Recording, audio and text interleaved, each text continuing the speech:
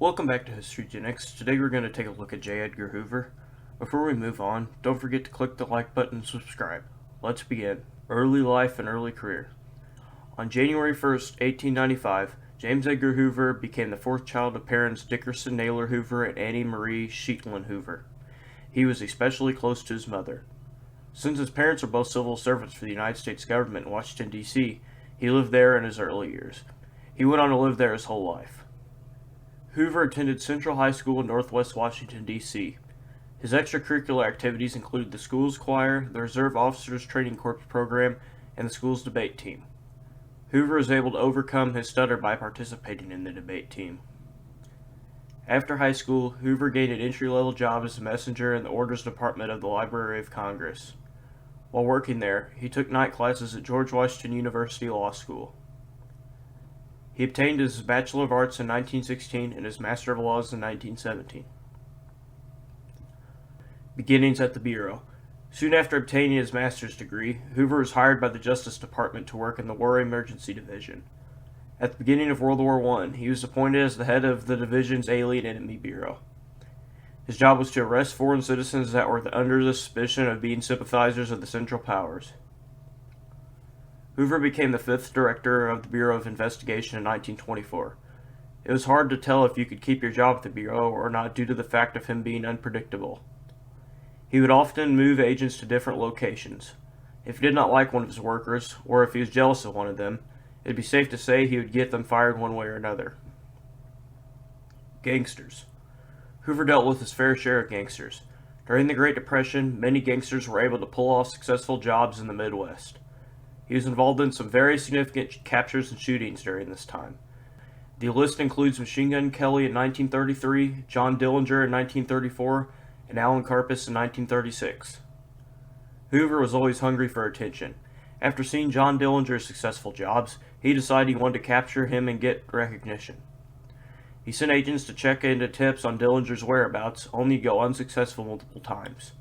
Eventually, Hoover and the FBI got the one tip they needed.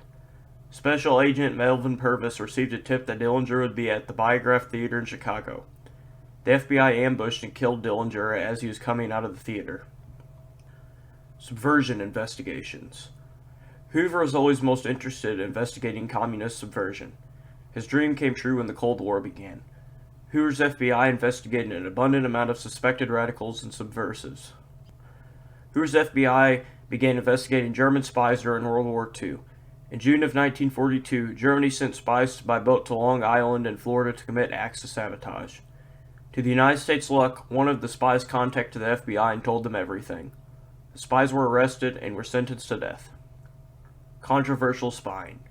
President Franklin D. Roosevelt gave Hoover's FBI permission to wiretap persons of interest in subversion activities. Roosevelt went on to say in 1941 that Hoover must go through the Attorney General before he followed through with wiretapping any suspected persons. The incumbent Attorney General Robert H. Jackson left Hoover to decide how and when he wanted to wiretap suspected individuals. Hoover's FBI participated in the Venona Project, which was a project between the UK and the US to spy on Soviet spies.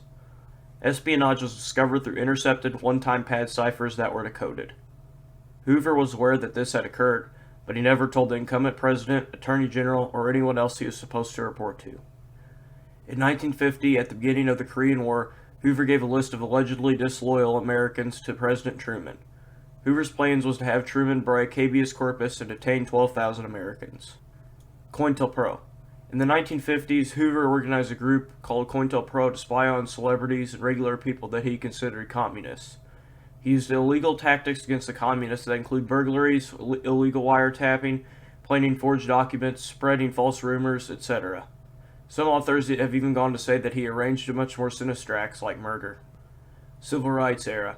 In the 1950s, Hoover was attacked by the civil rights activist T.R.M. Howard for not investigating the murders of African American men thoroughly. Hoover went on to contradict these attacks.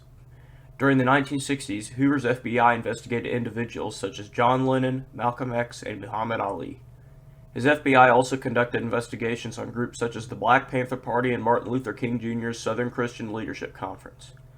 Hoover also spread false rumors about these groups. Hoover always had sinister ways. In the 1960s, Ku Klux Klan members killed civil rights worker Viola Liuzzo and bombed the 16th Street Baptist Church in Birmingham, Alabama. Hoover went on to say that Liuzzo was a communist, and he closed the investigation into the Baptist church bombing. Later, career and death. As Hoover began getting older, many Americans began saying that it was time for Hoover to retire. Presidents that held office in the 60s and 70s considered forcing him into retirement. They believed it would be too risky for their political careers. Hoover died of a heart attack in his home on May 2, 1972. He remained FBI director until the time of his death. Private life. Hoover always had a love of dogs, especially Cairn Terriers and Beagles. He gifted dogs to notable people, including Presidents Lyndon Johnson and Herbert Hoover. People began speculating that Hoover was a homosexual when Hoover was in his 40s. Hoover contradicted these claims quickly. It has been believed that he had a relationship with his friend Clyde Tolson, who is the assistant director of the FBI. Thank you for watching this video. Please like and subscribe for more history content.